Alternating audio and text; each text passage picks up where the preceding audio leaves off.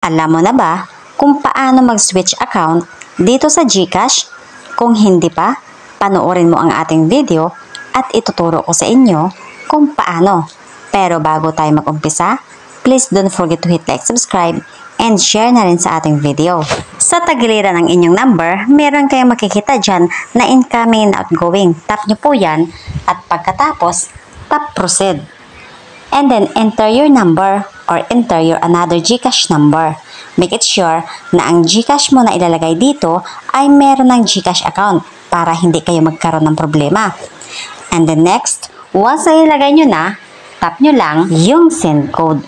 At pagkatapos, makaka-receive tayo ng SMS. Ibig sabihin, kukunin natin yung code sa ating SMS at ilalagay natin dito sa may 6-digit number sa may boxes niya. Pagkatapos, send submit.